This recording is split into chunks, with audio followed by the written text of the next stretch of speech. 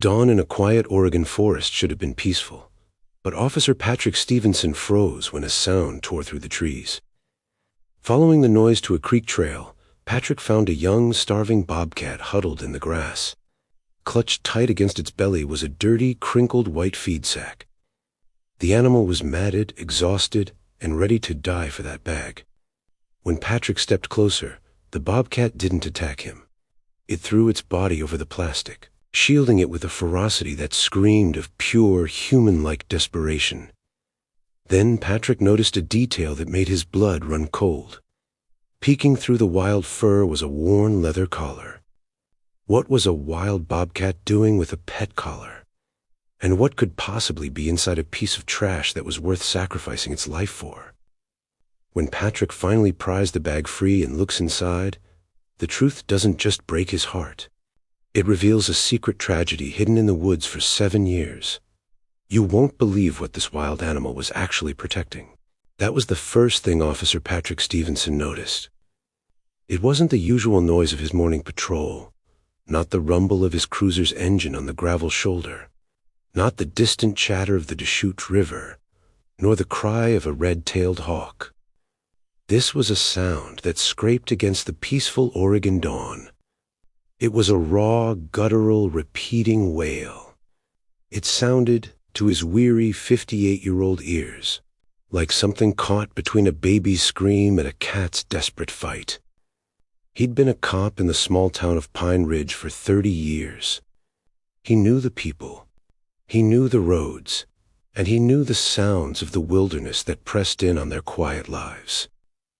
This sound, coming from the creek trail just ahead, was one of pure, undiluted misery. Patrick pulled the cruiser over, the tires crunching on pine needles. He radioed in his position, his voice calm and practiced. "Dispatch, this is Stevenson. I'm out at the Mill Creek trailhead, just off the 26th. Going to check on a... sounds like an animal in distress. Code 1. He grabbed his heavy-duty flashlight, though the morning light was already filtering through the massive ponderosa pines, and stepped out of the car. The air was cool and sharp with the scent of damp earth. The wailing sound was louder now, punctuated by furious tearing hisses. "Sheriff's Department," he called out, a habit that felt foolish when dealing with an animal. He moved down the trail, his boots quiet on the packed dirt. He rounded a bend thick with wild rhododendrons and stopped dead. It wasn't a dog. It wasn't a coyote. 10 yards from him, huddled in a patch of tall, sun-bleached grass, was a bobcat. It was a young male, but still a formidable creature.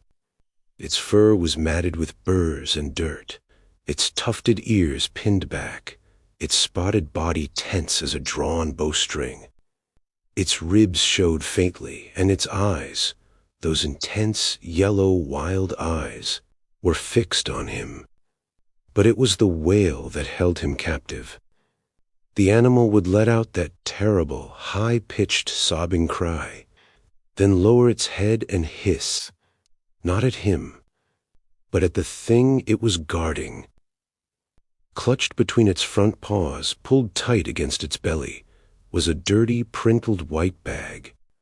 It looked like an old, heavy plastic feed sack. The bobcat was draped over it, its claws hooked deep into the material, its entire body a shield. Every few seconds it would dip its head and rub its cheek against the bag, as if comforting it, before lifting its gaze back to Patrick and letting out another heart-wrenching cry. "Well now," Patrick murmured, keeping his hand away from his sidearm. This wasn't an aggression issue. This was something else. This was desperation. He took one slow step closer. The bobcat exploded. Not at him, but onto the bag.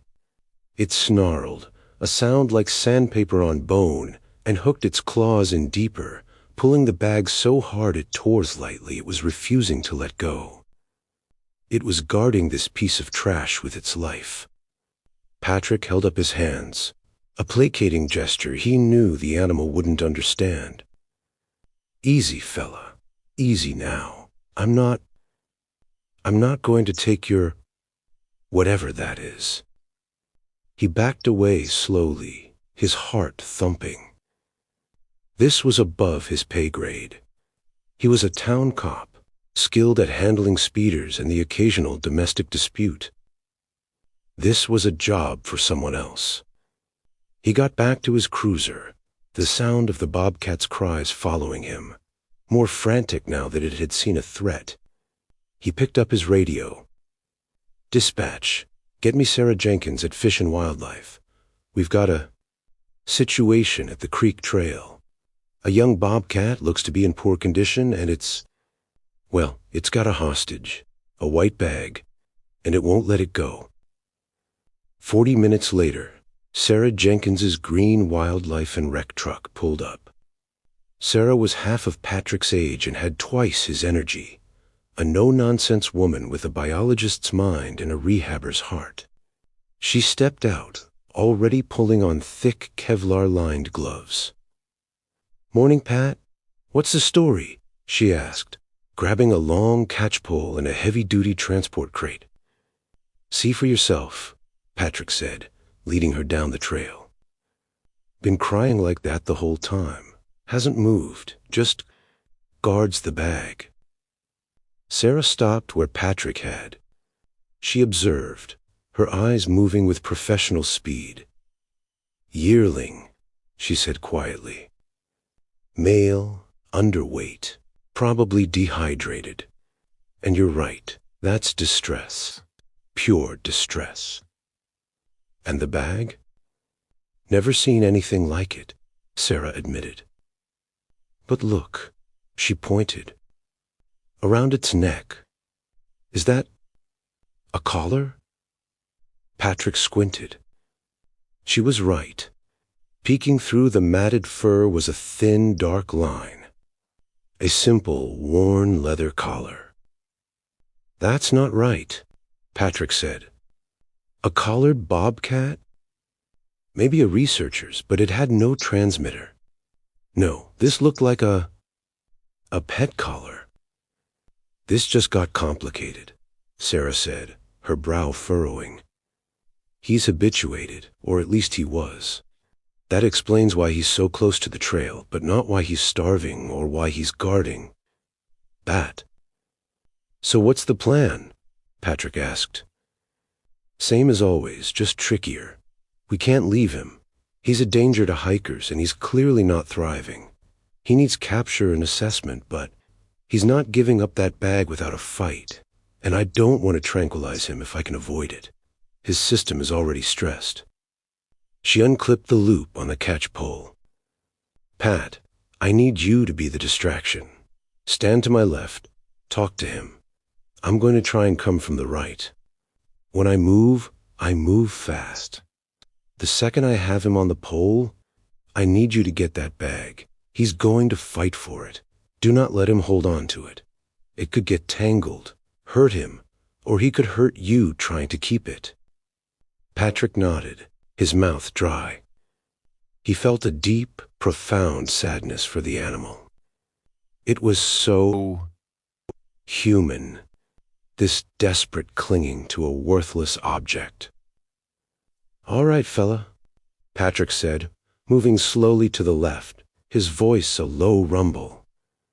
"We're not here to hurt you. We're just here to help. You look like you could use a square meal." The bobcat's head snapped between them, its wails turning to low, menacing growls. Its entire focus was on the two humans, but its paws never, ever left the bag. "Now, Sarah," Patrick shouted, feinting a step forward. Sarah moved like a snake. In 2 quick strides she was on the animal, the catchpole's loop swinging. The bobcat spun, hissing, but she was faster. The loop went over its head and neck, and she pulled it taut. The world exploded in feline fury. The bobcat thrashed, screaming, rolling, and flipping, its powerful back legs kicking. Sarah held firm, her knuckles white, bracing the pole against her hip, keeping the animal's teeth and claws away from her. "The bag, Pat! Get the bag!" she yelled over the din. Patrick moved in. The bobcat saw him coming forward and went berserk. It lunged, its body hitting the end of the pole's cable with a sickening thud. Patrick grabbed the white plastic. It wouldn't budge. The animal's claws were hooked in like grappling hooks. "He won't let go," Patrick shouted. "Pull, he's exhausting himself." Patrick planted his feet and yanked. The bag tore, but the bobcat grip held. He could feel the animal's desperate, trembling strength. With a final, desperate twist, Patrick ripped the bag free. The moment it was gone, the fight stopped. As if a string had been cut, the bobcat collapsed onto the grass, its chest heaving. The scream it let out was no longer one of fury, but of pure, devastating loss. It was a sound that would haunt Patrick Stevenson's sleep for weeks. It was the sound of the very last thing in the world being taken away. Exhausted and defeated, it offered no more resistance as Sarah gently guided it, half dragged, half carried, into the transport crate and locked the door. The sudden silence on the trail was deafening. Patrick and Sarah stood there, both breathing heavily. In the crate, the bobcat lay on its side, its yellow eyes wide, staring at nothing. Patrick looked down at the dirty white bag in his hand. It was heavier than it looked. "What on earth," Sarah said, wiping sweat from her forehead, "could be so important?" Patrick pulled at the drawstring, which was knotted with mud. He worked it free and peered inside. His blood ran cold. "Oh my God," he whispered. "What? What is it?" Sarah moved to his side. Patrick didn't answer. He reached into the bag and pulled out a small, frayed blue cat collar. Then a red one. Then a green one with a tiny, tarnished bell. He upended the bag, and dozens of them spilled onto the pine needles. Worn, faded, and frayed cat collars. They stared at the pile, stunned into silence. It was a small mountain of tiny, lost memories. Sarah, her face pale, knelt. "Look," she said, her voice trembling. She picked up a small metal tag on one of the collars. It was hand-stamped. 01. She picked up another 02. Patrick looked from the pile of collars to the bobcat in the crate.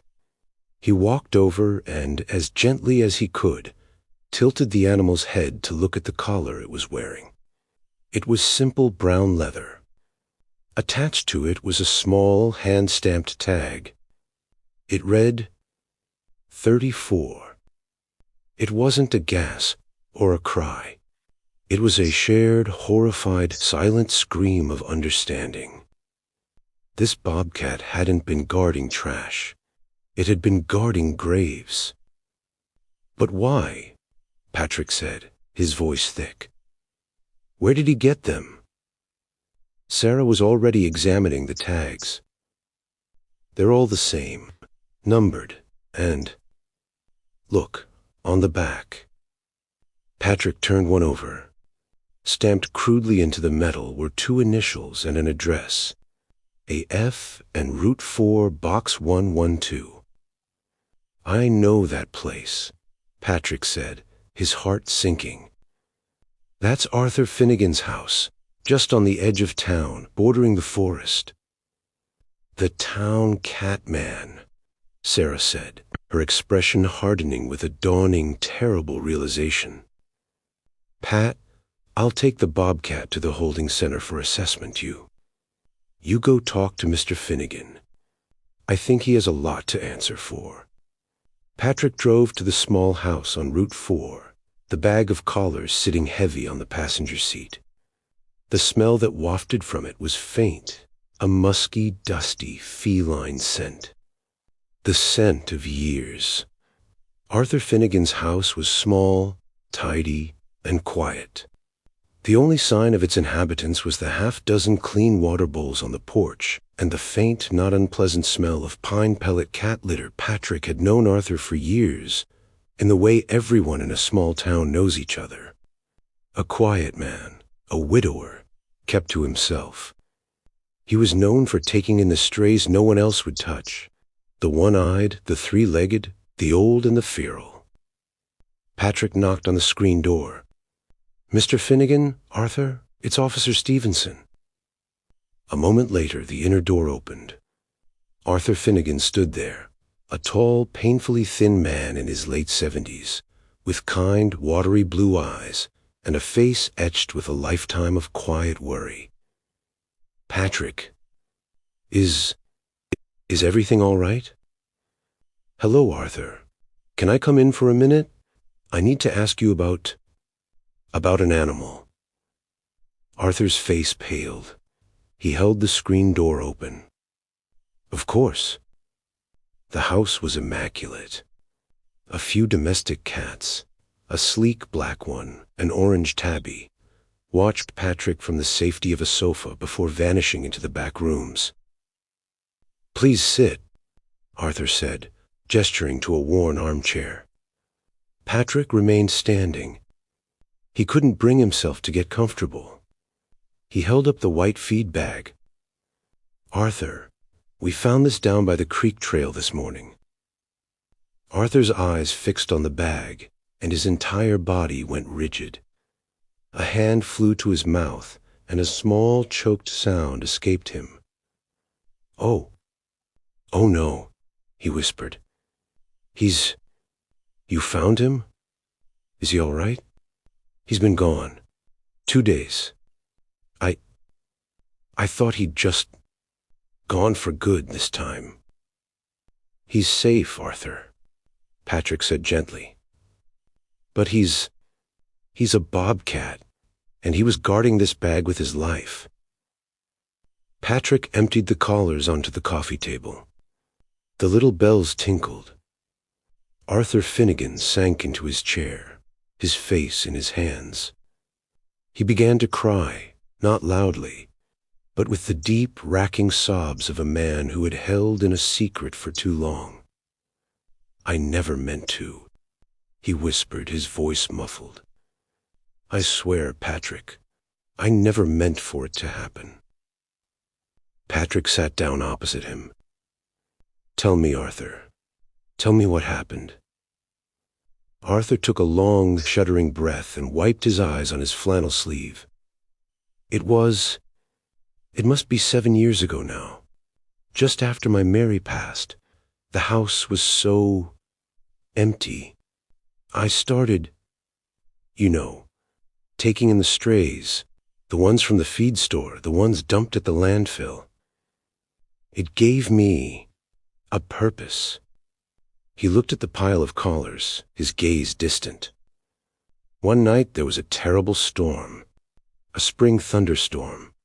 I heard mewing. Out by the woodpile, it was a litter. 4 of them. Their mother she'd been hit on the road." He paused, gathering himself. "I brought them in. They were so small, their eyes barely open. I bottle-fed them. 3 were just, tabbies. But the 4th, he was different. He was spotted. And he had these funny little tufts on his ears. And his paws, my goodness, his paws were so big. I'm an old man, Patrick. I'm not a fool, but I think I wanted to be fooled. I told myself he was a Maine Coon mix. Something exotic someone had dumped. He was just a kitten, a tiny, helpless thing. What was I supposed to do? Leave him?" "So you raised him," Patrick said, his voice soft. "I raised him," Arthur nodded. "I called him Boots. He grew up right alongside the others. He thought he was a cat, Patrick. He truly did. He'd sleep in a pile with the others. He'd try to purr, this deep rumbling sound. He'd rub against my legs for breakfast. He was my boy. And the collars, Arthur? Patrick gestured to the table. Arthur reached out and touched a small red one. My box of memories. When one of them passes, it's the hardest part, you know? They don't live long enough. I can't bear to just throw them away. So I keep their collar, a little piece of them. I put them in that old feed bag. It's all of them. All the ones I've loved and lost. It sits on the back porch. He looked up, his blue eyes swimming with tears. Boots. He was always different. He knew. He'd sit with me when one of them was sick. He'd just watch. And when they were gone, he'd grieve, he'd pace, he'd cry. He understood. A piece clicked in Patrick's mind. Arthur, did you lose one recently? Arthur's face crumpled again. Last week, my matches, an old calico. She was one of the first. She'd been with me 15 years. She and Boots. They were inseparable. She was the one who mothered him when he was a kitten. They slept together every single night. She passed in her sleep, right next to him. Now it all made sense, the terrible, wrenching truth of it. I buried her out by the old oak, Arthur continued, his voice barely audible. And Boots, he wasn't right. He wouldn't eat. He just paced the house, wailing that same sound you must have heard. He'd go to the back porch and just sit, staring at the bag. He knew. He knew she was in there. That they all were. 2 days ago, Arthur whispered. I woke up, and he was gone, and the bag was gone with him. He didn't just run away, Patrick. He took his family with him. He was looking for Patches. He was clinging to the only thing he had left of her, of any of them. Patrick Stevenson, a 30-year veteran of the force, a man who had seen the worst of people, felt a tear trace a line down his own weathered cheek.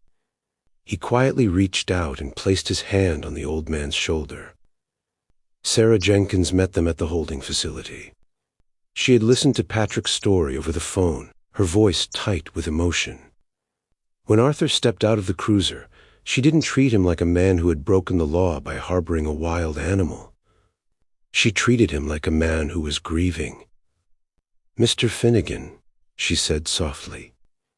He's in here. He's safe. He's sleeping. The vet gave him a mild sedative and some fluids. He was exhausted, utterly spent. She led him into a quiet, climate-controlled room. There, in a large recovery enclosure, was the Bobcat.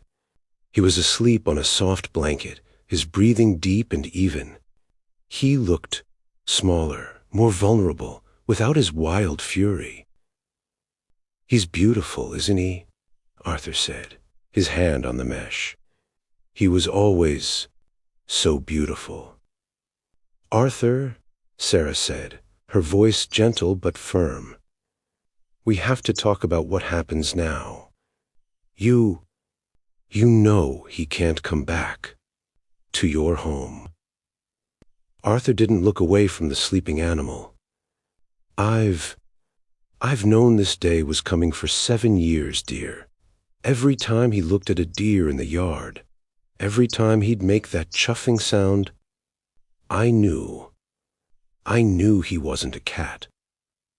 I was just a lonely old man, being selfish. I didn't want him to be alone. And I didn't want to be alone. You gave him 7 years of love he never would have had, Sarah said. He would have died in that storm. You saved him, Arthur.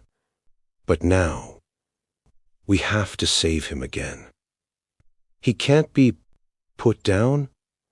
Arthur's voice cracked. Absolutely not, Sarah said, her voice fierce. No, he's not aggressive. He's confused. He's imprinted. He can't be released into the wild. He wouldn't survive.